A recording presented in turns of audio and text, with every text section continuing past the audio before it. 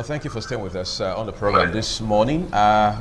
We talked about the security situation in the country at the top of the program this morning, and then, of course, the fact that on Tuesday, President Muhammadu Buhari has replaced the service chiefs, and the conversation has assumed an entirely different dimension.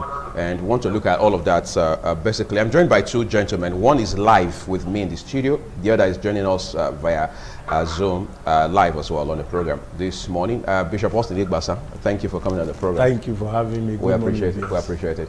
Joining us via Zoom is someone who retired as a general in the Nigerian Army, and he's also a lawyer. Idada Ikpome is joining us via Zoom this morning. It's a pleasure to have you join us this morning, General Idada Ikpome.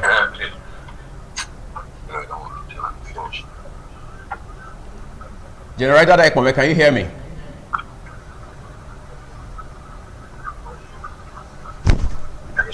General Idada Ikpome, can you hear me?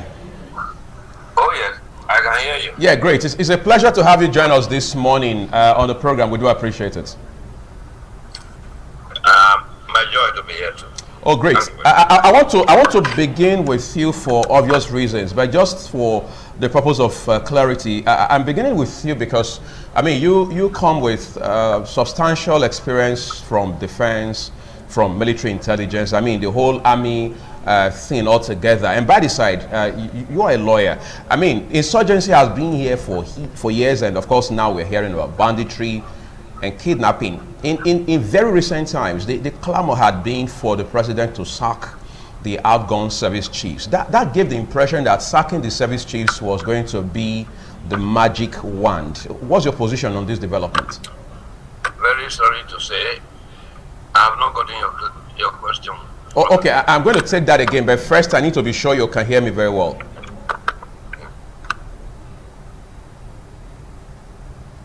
Hello, General, can you hear me very well? Yeah, just come up a little louder. Oh, okay. The question I asked was, does, as it were, the sacking of the service chiefs answer all of our security or insecurity questions in Nigeria? Okay, that's your question, right? Yes. The short answer is certainly not. But Okay. it's a move in the right direction. A very right move in the right direction. Coming very belatedly too, because so much harm, so many lives and so much properties have been destroyed through Boko Haram, herdsmen, the bandits, and so on and so forth. But they say it's better late than never. So it has come at the right time. But definitely, this cannot provide all the solution. There are so many other areas that must be looked at. You want me to go on and talk about those areas? Yeah, of course, by all means, why not? It's the reason we're here this morning. Okay, fine. You will observe that the call for the change of service chiefs has been on for a very long time. That's right. It got to a point that virtually every well-meaning Nigerian, governors forum, traditional leaders, traditional rulers, church leaders, youths, people in Nigeria and diaspora, political watchers and military watchers and commentators all said there was need to change service chiefs because the insecurity problem was not being we're not seeing results. This change has come so late that by the time when people were already losing faith in the system. So wasn't it? The comments from people, let me call them government people in government, about the insurgency. You recall the killings everywhere, in Plateau, in Benue, and in recent time in the West, have reached a level that they became intolerable. Right. Yet, I mean, to the extent that the governor had to give 7 days ultimatum, and which point many of the governors of the West also lent their voices recently. I want to quickly disrupt your. If you would allow me, I'd love to quickly disrupt your narrative, General. Just yesterday, President Muhammadu Buhari, of course, Commander-in-Chief of the Armed Forces. Let me make the point succinctly. Yes. The perception of Nigerians, and I will say confidently, a great number of Nigerians of this administration, yes, of Buhari's regime,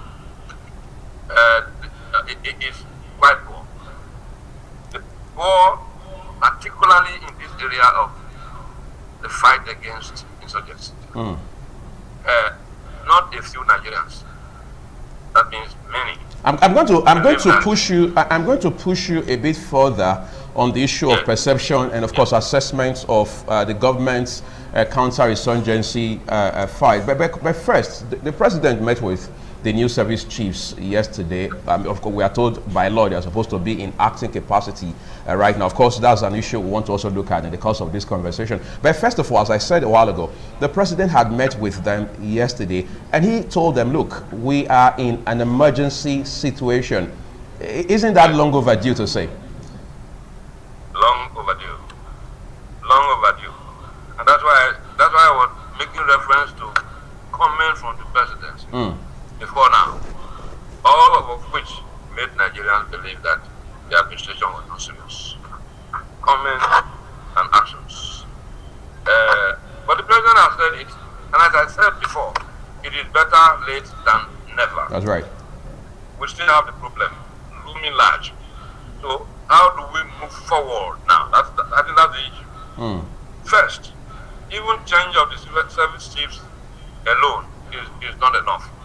Even talking about the military itself, there has to be some improvement in the command channel. Let me say this clearly. For many years, some of us in the military and with some strategic background have said that the position of the CDS is merely a figurehead. A figurehead because he enjoys just the same status with the chief of navy, chief of air force, and chief of army. All three of whom are supposed to be subordinate to him. The constitution, the provision of the constitution is weak. No legislation has made it any better. If we must have an effective command of the military in the battlefield and off the battlefield, the CDS must be put in a position where is more than a figurehead. I'm going to talk to you about that architecture, I mean, as it has to do with the leadership of the armed forces in the course of this discussion. But I'll plead your indulgence to stay with us on the program. I'll get right back to you in a bit, General Dada Ekbome. You'll get back to me, right? Yes, please stay with us. Just stay right with us on the program. I want to talk quickly with my guest who is live with us in the studio this morning, Bishop Austin Igbas. And Bishop, I want to talk to you about this as well. General Dada Ekbome already talked about how that the perception from his standpoint of this administration's fight against insecurity overall is poor. That's his assessment of it. Of course, you have also lent your voice to this discussion time and again on our programs, both on radio and television here at ITV. But essentially, as it stands today, there are people who are now saying that the solution to the problem is not just to appoint new service chiefs. We have to go way beyond that. Of course, look at the Southwest today. We have a lot of issues brewing there from one state to the other. And then people talk about political elements finding its way into this insecurity development. How much of challenge does that pose for us? It's a major challenge. And like I said in several fora, that it is good to change the service chief. Is a right step. In the right direction. In the right direction, but it's long overdue. Yeah. is long overdue. And considering the status of the president we have, who is a retired general, we don't expect him that it is now that they are changing the service chief. It's most unfortunate that it is coming out now. Number one is that many property have been lost, lives have been destroyed, that you can't have such life again out of the negligence or out of standard of the former CGS, the service chiefs that were there before. Now, because when you run short of idea, your best is not good enough. We have had this one severally from the president. And when a man's best is not good, what happened to that man? The man begin to perform his worst. So that was the experience we have had. It's painful that those who lost their husband, their wife, their children, their property, there's no how you can bring those things back to life. It's most painful. Because there is no how you can console those people and tell them that you have just gotten some service chief, and so that will bring their dead husband or bring their dead wife or bring their dead children back to life. So psychologically, many of them are destroyed. And there are some of the children of those people who have lost, who their parents lost their life through the negligence of a sitting government, that these children might end up becoming a criminal because they knew that the nation that's supposed to save the life of their parent has refused to do that for one reason or the other. All of us knew that there are so many things that are involved why the president find it difficult to ask the service chiefs to go. That he has to be pushed to the wall now before taking action. That is one side. And the position, I would have loved a situation where somebody like General Irabo would have been a chief of army staff. Why would you prefer that? Now, because the position of CDS is just a figurehead. And the issue is that, look at the former service chiefs. How many of them are subject to the chief of defense staff? You can see that even the chief of army staff is closer, takes a direction from the president more than the other Yoruba man that was made as a figurehead there. Is there an error? Majorly that position of CDS is like a figurehead. It's not a spread and with a heavy job description. Okay. Now, and the other service chiefs are not answerable to him. And you saw that even the last set of service chiefs that left now, they did not even listen to the national security advisor. So the issue we have now is not only changing the service chief, there must be proper rechanneling. The entire army formation or the military formation must be overhauled. That is one. Then two, the issue of if you look at the service chief appointment now, you can already see that there's a northern element in the something. Out of the four of them, that the two of them are northerner. We expected somebody from east to have come, and also the service chief should be answerable to the chief of defense staff, that the job should be spread out, wherein they will not see themselves as colleagues. If you look at the former service chief, you can see the disunity between them. That even those who are Muslim, they don't go to the same mosque, they don't pray in the same mosque. The service chief that left, you can see the heavy enmity between them. There is no synergy. It's so pronounced. And that's detrimental. This last set of people. That's detrimental for the country. Isn't it? Very, very. Because the issue of all this administrative bottleneck, as I said to you, military doesn't, soldiers doesn't have their own pilot. If they have to do a bombardment, it has to be through the Nigerian Air Force. Then the army will be on the ground through. All these things, you see, the rivalry between the last service set of service chief is so pronounced that I said to you that those who are even Muslim, they don't pray in the same mosque. The animosity is so pronounced, and the country suffer it because everybody want to do the good boy. Everybody want to be appreciated. If instead of coming together and form a synergy, that if I have an intelligent gathering and you are the one that will go for it, the glory goes to all of us working together to see that the nation is able to move forward. So there must be a political will and sincerity in the heart of the commander-in-chief to be able to fight this insurgency. Because to us, who are watchers, who are also looking at the way the thing is being run, it's a strategic order for the situation to remain status quo. So this set of people that are coming on board now, service chief, have their job well cut out. Number one, there must be strategic thinking.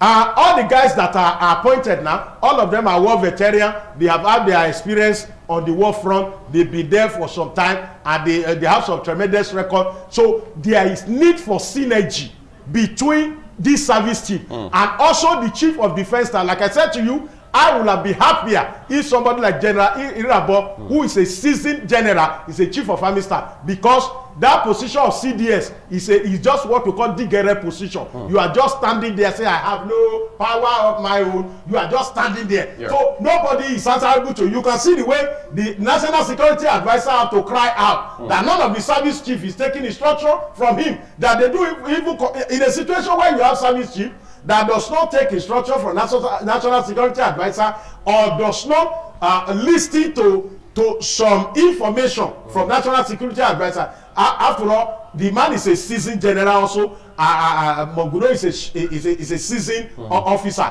that you cannot push. You cannot say even though retired. Yes, yes. That you is a material that if you are going to fight insurgency, there must be check and balances between the operation. There must be job description. These are your extent you can read. These are areas you cannot read. Take instruction from here. You are answerable here. So that way you don't overstep your bounds. Yes, and you know this particular government have this kind of style where everybody does what you like. I give you an example of the days of when this other guy was in a Minister of State for Petroleum.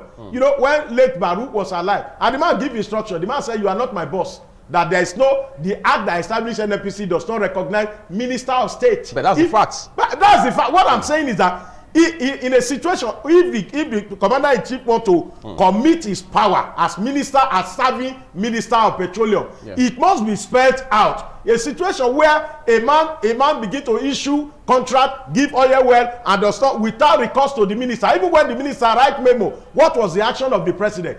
After 60 days, before the memo got leaked to the public, that shows you there are a lot of negligence as far as this federal government is concerned. We're going to talk about a bit more about negligence and several other factors as they affect this security discussion that we're having. But I want to return quickly to General Idada Ikbome, who is still with us via Zoom this morning. General, you look at the situation we have today. You have those people, especially lawyers like yourself, who are now saying that, look, there's already an error in this appointment of the new service chiefs because there's a 2013 judgment that reminds us that the law establishing the armed forces clearly demands that the president must subject appointments of service chiefs to, as it were, screening by the Senate. As a matter of fact, there is a precedent from when we had Dr. Goodluck Jonathan as president of this country, during which time he also had appointed General Hiye Jerika as chief of army staff, amongst other gentlemen at that point in time. How much of error, how much of implication does that error have for us as a country if the president has decided to appoint new service chiefs without recourse to the National Assembly for confirmation? You are a lawyer, for example. Let's draw on that one.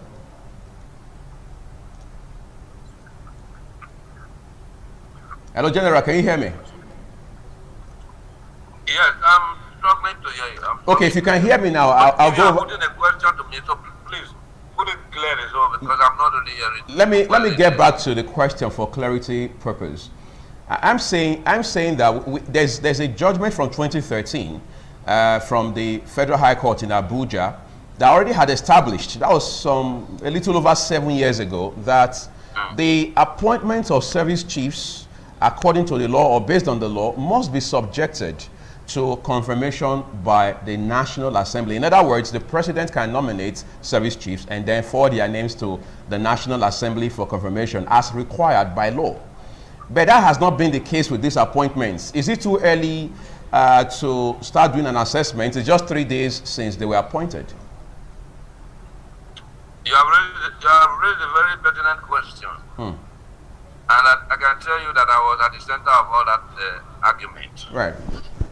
At the inception of President Buhari's administration, I posited very widely to the media that the appointment of service chiefs was not to be politicized and was to be made by the president without consultation, because the constitution says you should consult.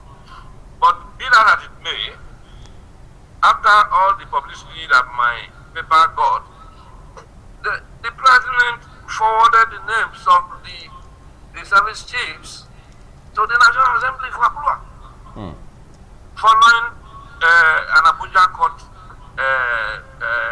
judgment. And I TMI said that that judgment was wrong, but the government did not appeal it. So the position of the court in that judgment is the law now. It has not been appealed, which means that National Assembly has power to approve and needs to approve. So the presidency in this particular case has not complied. But you remember that all along, the same song in the presidency has been that the president has exclusive prerogative over the appointment and removal of service chiefs. So you see the contradiction very, very clearly. But be that as it may, we must follow the law as it is. These names ought to be forwarded to the national. Is it too late? Is it too late to do the needful at this point? And what can the National Assembly do to ensure that the president is made to subject these appointments to the law as required? I won't say it is too late, but if I'm to maintain my original position, I would say that approval actually, by the wordings of the Constitution, is unnecessary. Because Constitution states clearly all areas, all appointments that ought to be approved by the National Assembly, and those of service chiefs is not one of them. That is the constitutional provision. That is my interpretation, but I'm not the court. The court has decided, the president has complied by ascending the appointees for after he came in 2015 to the National Assembly. But now, it's like they are deviating from that. And of course, that is a natural follow-up of the position of the people, the men of the presidency, who believe that National Assembly should leave the president to do it all. Okay, I want to ask you a follow-up question before I come back to Bishop Austin Igbasan, who is live with us in the studio.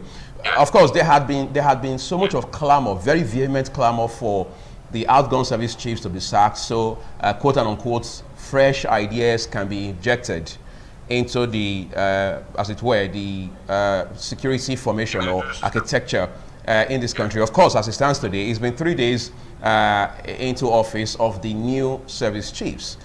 What exactly should we expect by way of doing this whole thing differently from what we had seen? Because if people believe, for example, that the former service chiefs had exhausted, as it were, all the ideas and all of the resources they had come to their wits' end, for want of better words, for instance. I mean, what's the guarantee that the new crop of service chiefs will do any better?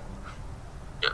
Well, the good thing is that the newly appointed service chiefs have been in the system, and they are well familiar with the problems in the field. No doubt about that. Right. I am sure they will have renewed dedication, increased morale, just as the entire troops will have a better fighting spirit arising from the morale boosting that has been occasioned by this change. Because the system was locked down. You know, there was no movement. The top was just, clogged. Yeah, but I would say that it requires more than the service chiefs alone to make the impact. They are under a commander-in-chief. They are under political leadership. But let's leave the political leadership. Let's talk about they have a commander-in-chief. And they can do better than what their commander-in-chief. Okay. I think that's a fine place, a very fine place to conclude with you, General Ida Daikbome, retired. Thank you so much for the expertise and, of course, the experience you have come to share with us on the program this morning. We deeply appreciate it. Thank you very much. Okay. We're going to be taking calls in no distant time, just to ensure that we also allow you to lend your voice to this conversation while we have Bishop Austin Igbasan here. But please, when you call in, stay with the issues. No casting of aspersion, no slinging of mud, because the whole idea is to ensure that we all throw in whatever it is we have, just to ensure that we deal with security challenges in Nigeria. Okay, so we're going to put that number on the screen for you in a bit, so we'll start taking calls in the next couple of minutes. But let me come back to you, Bishop. Security matter, they say, is everybody's business. Just yesterday, for example, we understand that the governor of Oyo State, Seyi Makinde, and of course the Ooni of Ife and a couple of other eminent personalities from the western part of the country had gone to see the president, and the president has given them the go-ahead to deal with insecurity ruthlessly in their respective states and domain. Does that indicate that there's a new thinking about security in this country right now? That's straight away, because every crime is local, right? And security must also be local. And one of the things I have here to also give us as way out for the security service chief is the involvement of royal heads. Then within this royal fathers, they will have an intelligence, a local critical intelligence gathering system. Right. Now that will be local. And when this is done, it will also help this new security service chief to be able to do their work, to be able to see to the grassroots, because everything we are talking about today has to do with every locality. So to gather intelligence, I gave an example the other day that if given an Iyaru or Oluku, for example, now if there's an Odionwiri or somebody in that locality, now there can be a composition of women, youth, and the men, that these women can gather intelligence a lot. Even market women can gather intelligence a lot if they are involved. That security is everybody's business. Every landlord, every landlady must be involved. Who are the people that are staying in your houses? And don't also forget that some of these royal heads, some of these problems we are having, some of them because of money, have given some land to some headsmen, and also supporting the headsmen to also deal with their own people. So when they are involved, it is very, very easy. A pocket picker knows how many pocket pickers are within a locality, and if they are involved and they are trained on how to gather intelligence, we have a lot of security experts who are retired, who will be in position in each local government to be able to help us build up some set of persons, even though if they are not on salary scale, that they are being taught that security is everybody's business, and you must be, if you say you are not concerned, definitely you'll be concerned when there's a spillover. When you become a victim. Yes, you become. So now most people cannot travel from one end to another. Is everybody not involved? Right. Now people are parking their vehicle along Benin or Express Road and running to the bush for their dear life. People are running and you see them panting. It's involving everybody now. It does not matter that, that location where it happened, you are from that location. And somebody is coming from Onitsha. I saw Los Zeros bus the other day, Benin already. So what we are saying is that the people that were trapped there, they are not from that particular location there. So security is everybody's business. Now, once the president have given such go ahead, because that in itself is having state police from behind. Right.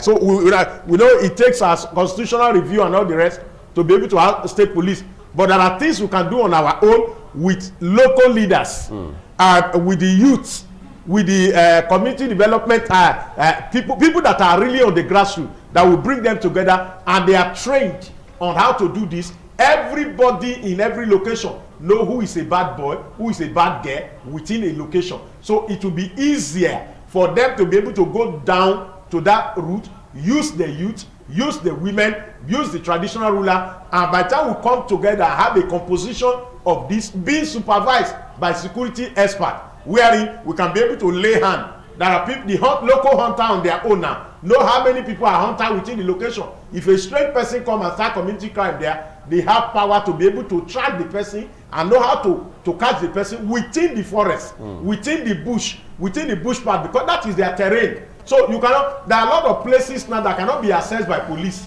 Right. But local people there know how to lay hand, they know how to go. In my place, they say it takes a thief to know the footstep of a thief on top of the rock, because there is no footprint. But a retired thief know that, this is where this is the route. So it will also give them in other country, you see, when you are coming out as NYSC, both in Israel, South Korea, you have to go through the training of war. You either be a Navy officer or you be an Air Force officer as your own NYSC. Why are those countries doing that? Because of the experience they had through war. They now know, they built that security awareness in the heart of every of the citizens. Go to Israel, you will not see old people that are guiding the tourists. You see it is young people within 16, 17, 18, and they are all trained on how to handle all kinds of harm. So we have gotten to a situation where we have emergency, just like the president have said, we are in an emergency situation. And when you find yourself in an emergency situation, I tell them in church,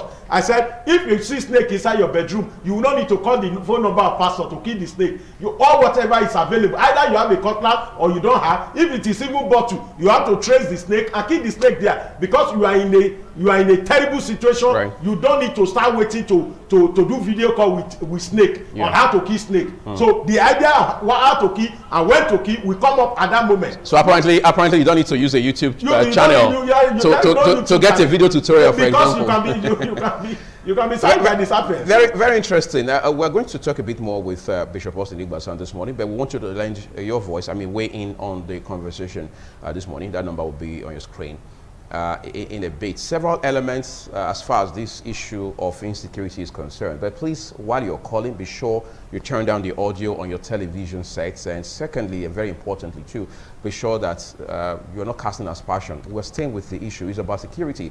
Just yesterday, for example, we heard that the senior officer of the Nigerian Immigration Service in Edo State Command, who had been kidnapped on Sunday. Some story says it was on her way to church, but now we're hearing that it was right in church. She said she was sold to Fulani herdsmen, for example, and that brings the elements of tribe and of ethnicity into the conversation. Just a while ago, General Idadai Kome retired talked about how that there's also the issue of politicization of security and, if you like, insecurity in Nigeria. But away from all that, insecurity has no regard for religion, tribe, ethnicity, race, or whatever other considerations that we may have. So let's stay with the issues, because these are about Nigerians. These issues are about human beings. Let's start taking your calls right now. Hello, good morning. Hello, good morning, sir. Yes, good to have you on the program. Your name and location quickly. Yes, my name is I'm calling you from Isio. All right, go ahead and make a contribution. Yes, I commend the president for changing the previous service chiefs. And there's something I want to point out.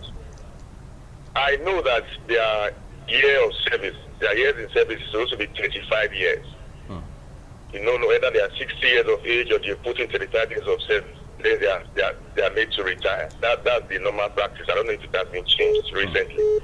Then when I listened to when they were enlisted into the force, I observed that the four of them, if I had to go by that years in service, only one will have just about less than a year left before retirement. Now, have we eroded that 35 years in service? Or are we now saying because we're in an emergency situation that the president rightly pointed out, and that side has been left out, so that we'll be clear, and it will also boost the morale of other soldiers. You see how they were celebrating that the previous service chiefs have been removed. It means that intentionally some of them have been sabotaging the efforts of the military, because they've been backed out, along all this while. So I want to find out on that very clause, have we changed that? Because these persons are putting almost 35 years of service already. Yeah. Thank you. Thank you. You understand what he said? He's talking about how that these new service chiefs, they have put in essentially, in his words, almost 35 years of service. So he's wondering, what happened to that clause that says you're not supposed to be in service for more than 35 years and so on and so forth? So he's wondering if that clause has been expunged, for instance. No, it's not expunged. The issue is that as Commander-in-Chief, the President of Nigeria, apart from Almighty God, is the most powerful person in the surface of the earth. And that is why you see that most time, I give an example, National Assembly invited the president. The president did not honor them up till now on security matter. And eventually the National Assembly from behind the door were apologizing for inviting. But in other countries, we can see what happened to Donald Trump. As powerful as he is, you see that even counting of election was not done by the money of the government. It was personal, because all these things are spelled out. Until we start to strengthen our institution, now you see that as National Assembly, they have the right to call the president to come and tell them, because they are representing the people. And if that visitation is going to be done closed door, nobody cares. All what is important is that the representative of the people are calling for the leadership to brief them what is happening. Lives are being lost on a daily basis, and the purpose of governance is to protect life and property. Right. But for you to see how weak our institutions are, you can see that even the appointment of Court of Appeal judges now, they are calling the president to come and put his hand inside. Once we have a structure, but what happened? The politicians have come behind to bring their brothers and sisters to become Court of Appeal judges. If it's a place where we strengthen our institution, where it is by rank and file, and it is by merit and not mediocrity, there will not be any invitation for commander-in-chief to come and determine who become Court of Appeal judges. Okay, I want to take a few more calls, Bishop Igbasan, quickly. Hello, good morning. Yeah, welcome to the program. Your name and location, quickly. My name is James. I'm calling from Rethinking. Okay. This insecurity we are talking about. This man that was passing through second cemetery, the one that is at off Kewaru. I saw a cow inside the cemetery with the very people. They are eating grass inside the cemetery. The security there was what they were around. I think they were what allowed us to enter inside. But if other person is going out, he's doing what things about the rolling. If other person is going out in the midnight, they will hold it. But cow and they are moving around in the midnight. I'm not talking to them. How we connect in our own town? I don't think it's unexplainable. Thank you. Thank you, too, for coming through. I'm not so sure you heard him clearly, but let's just get a scoop of what he said. He's talking about how that there's this cemetery off a highway and somehow off a Kewan Road. I think they call it second cemetery or so, where, according to him, he saw cattle grazing inside this cemetery. All right, and he says, on top of all that, you find cattle grazing even at night across neighborhoods that are heavily residential. For instance, also recall that the bulk of the conversation about insecurity in recent times in Nigeria centers, as it were, on headers, whether they are Fulani headers or non-Fulani headers, for example. And then there has also been the call to, as it were, reinvent grazing laws. How do we address these issues? Because they are now interwoven with insecurity in Nigeria. As for Edo State, I don't know what the governor is doing about night grazing and the rest of them. And I know that there are several times that headers have killed people. I remember vividly that the governor visited some people in the Asian land, right, when some persons were murdered and maybe some properties were made. But from the House of Assembly or the governors of this state, I've not seen any effort about grazing. But don't forget that one of the things that I've said in different fora is that it's painful that we have governors in Nigeria who are, their loyalty is to Mr. President. Now, if not what Akeredolu did in Ondo State now, so many governors cannot come out and do such. Why? Because they are afraid of having a direct confrontation with the president. If you remember vividly when Senator Orohide moved a motion for impeachment, our governor here was the one that asked him question in the airport. So why did you want to impeach? Incidentally, at that point, just to make it clear, Senator Orohide had not even moved for impeachment. He was saying that according to him, the president had done. He had committed an infraction that was impeachable. Yes, and that is this law, because the Tucano jet that the president paid for, there was nothing in hurry to deliver because it is not going to be delivered until 2022. So the issue that Senator Orohide was standing to defend there is talking about the integrity of our nation. What must be done, check and balances. And you saw the reaction of people, even in Benin Airport here, that they almost tore his cloth, they almost naked him there. Now, that shows you that how powerful Nigeria president is, that we don't strengthen our institution. What Senator Rogi did in the National Assembly is the right of Nigeria to ask the man, the money you are appropriating for Tucano is not your personal money. So it has to go through the process of the special constitutional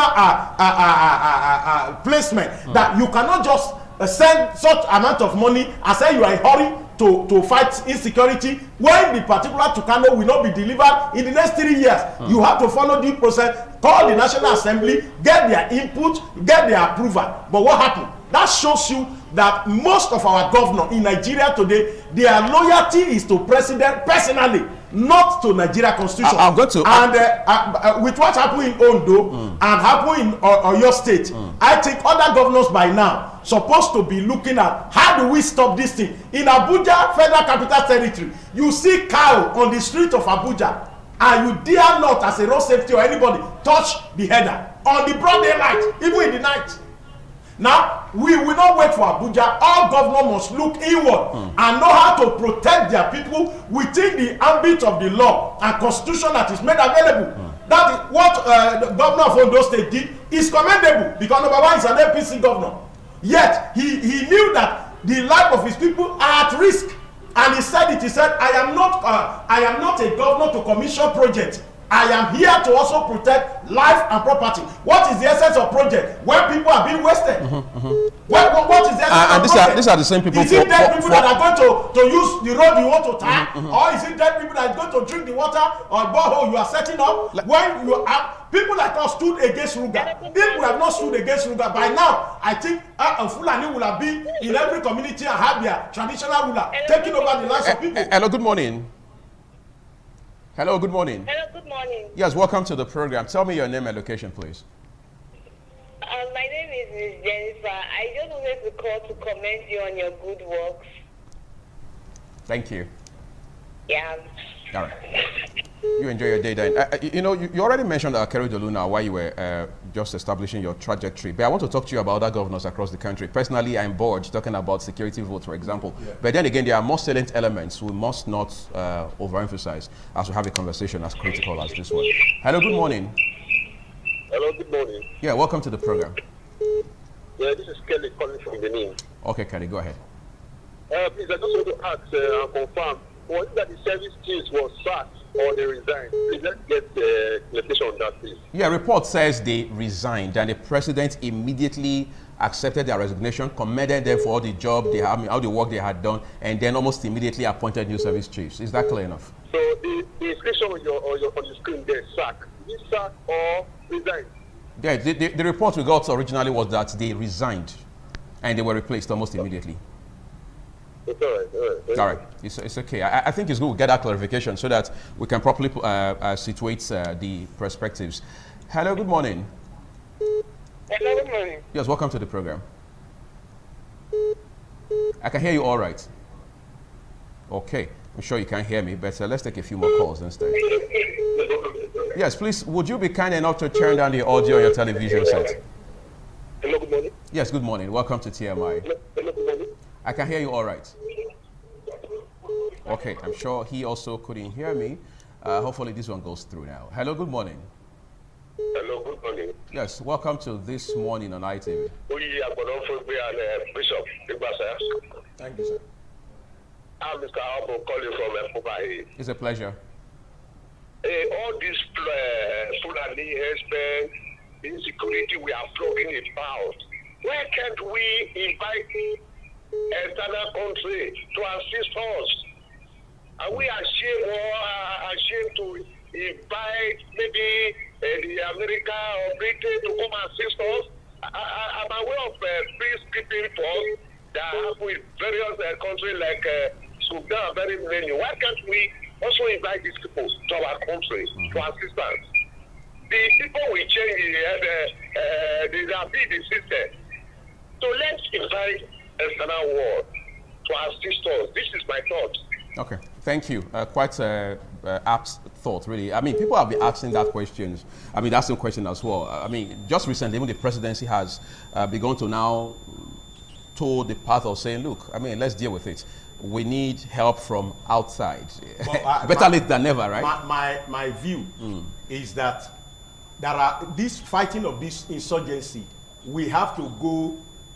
We have to go digital. We cannot be fighting this war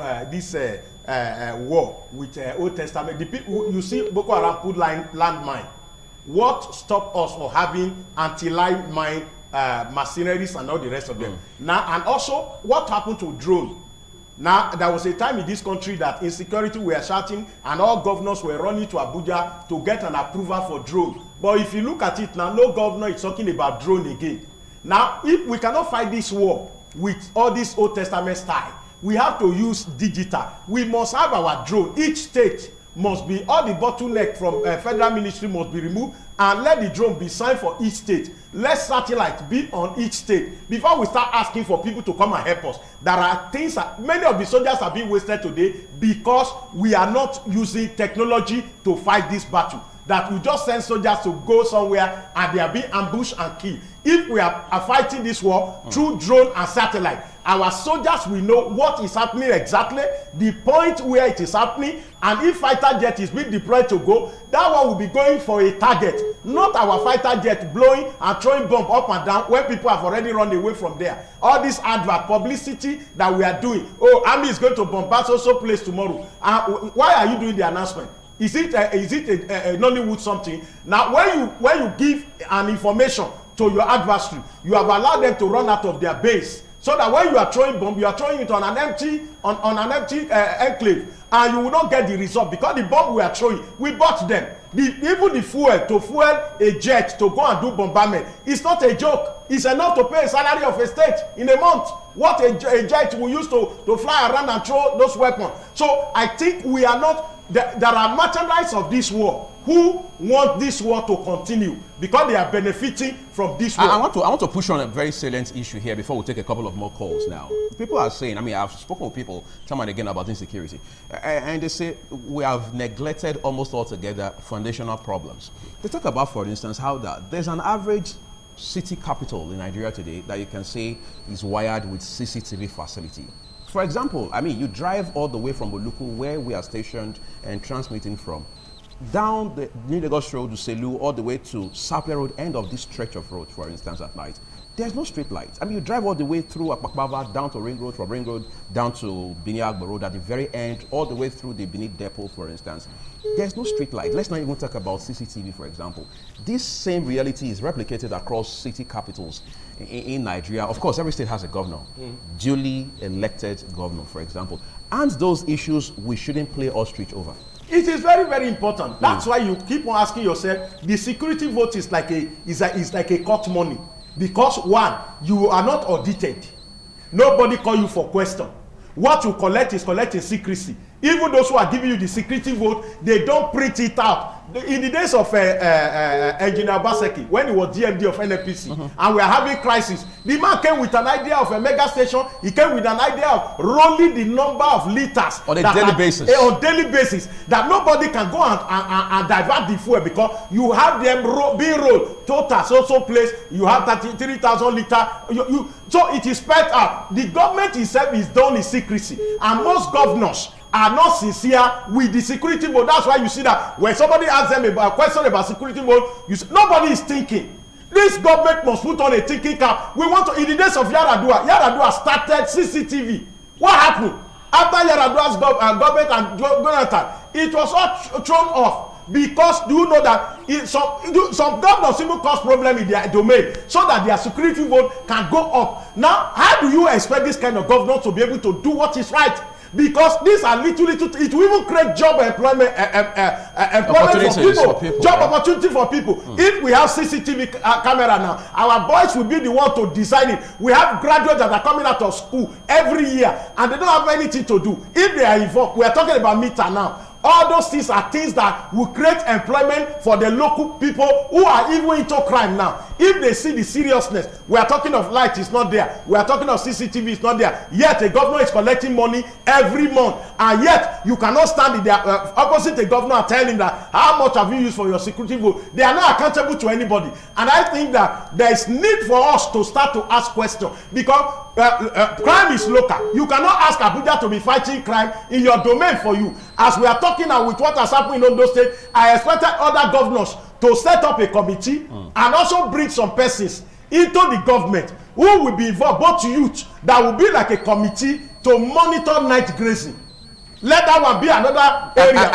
I'm interested. I'm sure people watching are interested in this night grazing issue. Yeah. But let's take just a few more calls now. Hello, good morning. Hello, good morning. Good morning, sir. Yes, welcome to the program. I really thank Mr. Oster very well for his job well done in that studio. Thank you, sir. What happened is not that Nigeria don't know what to do about the administration, both the president and the government. It's because of their state. They just want to remain dormant about their ceremonial function. The truth of the matter is that Nigeria should just employ an expert so that they can be able to take care of this country, because everybody is even confused about security or no security. So that is the contribution. We have to invite an expert.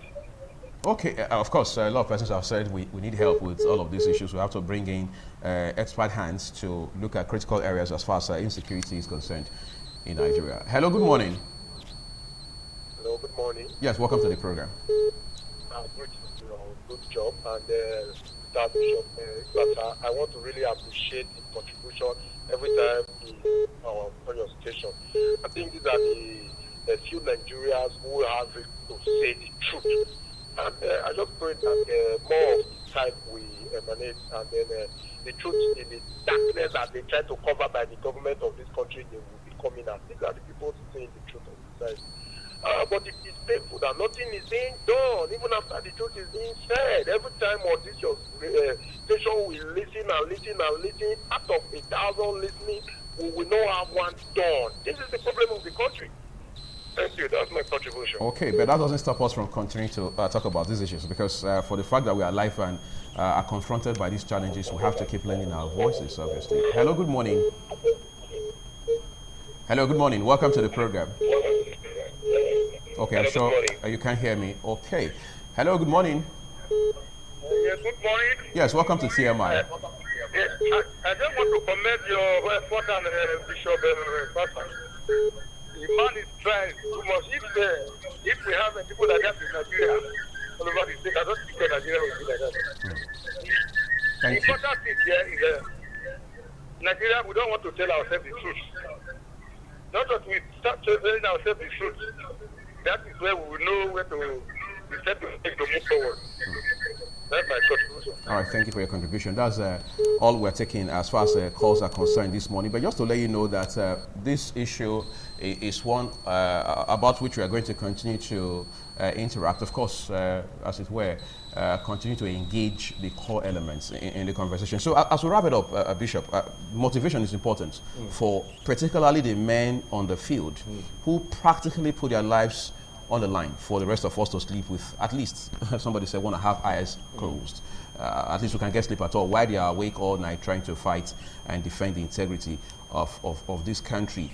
How much of latitude will this give? I mean, the appointment of these new service chiefs give to troops and then men who are right on the ground and, of course, in the air fighting for us? Just like we have talked about the new service chief, they need to work together, because there are things that. Of course, you talked about synergy. Yes, synergy. There must be synergy, and we are also expecting Mr. President to also sack the Inspector General of Police. That's one of we expected this thing to go together with because the man his time is up. Let him go. Some people say it's February. I mean, yes, let him go. Position? That's what we call terminal leave. You go 3 months before you. Is that already? That's due. Is that the point? Yes, yes. The man should go. Now you have a new service chief now. The police cannot be exempted, because police are also part of those who are fighting the Boko Haram. Now this new service chief must sit together. The nepotism in the operation of army must be terminated, because the political influence that is upon even this fighting operation is so much. I have a boy from Okidukwa Barrack who has been in the theater of war for 5 years. Now, how do you explain that a soldier, now this kill the morale of the soldiers because you just move people because some persons did not have people up because of the religion and where some people came from. You dump them in the war for 5 years. When you put a soldier man in the war front for 5 years, you have already damaged him for life. Now, when a soldier man knows I'm going to spend 1 year, 8 months in the war front, he will put in all his best because he knew that he's coming back to the barrack, another will be swapped. Today we have soldiers who have never been to the theater of war, where some people have spent 7 years there. How do you explain that one? So you want the guy to put his best? Also, the service chief that were not removed before has hampered the promotion of other people. And even each of the courses in the army who's supposed to produce chief of army staff, their morale has been damping. So with what has happened now, it is coming late, but thank God it has happened now. Let there be synergy. Let the job of the CDS be spelled out. Also, the family of those who have died, let incentive be given to them, because when you do that to the dead, the serving soldiers, we know that there is a hope for them, because most of these soldiers are tired because the way the soldiers that are dying on a daily basis, their family are being treated. Let there be incentive for the family of those who have died and those who are serving now. Let there be incentive for them. Don't embalm them in the war front. Let there be a sincerity of purpose. Let it not be like a genocide, that some set of people are sent to war to go and die like Uriah in the Bible, and some set of people are placed somewhere where they will be enjoyed as a soldier. So the inequality within the army system is so pronounced. So let this service chief do their best to come together and deal with the issue where a soldier, look at what happened in Ede Barrack. A soldier was in the war front for 6 years. When he came back, he killed his wife, he killed his 4 children, and he killed 4 other officers within the army barrack there in Ede. So how do you explain that one? Because the man is already a dead man. So what do we do? Even those who are coming from the war front, how do we debrief them? How do we make them human being again? Many of them have their ear problem because of the sound of the gun that they are used to, and the kind of environment of killing that we need to psychologically bring them back to where they're supposed to be. There must be sincerity on the part of the commander-in-chief to allow these guys to put their expertise into work, and also there must be synergy, there must be incentive, and there must be thorough audit. Okay. Because this war, they are using it to make so much money, even within the army generals.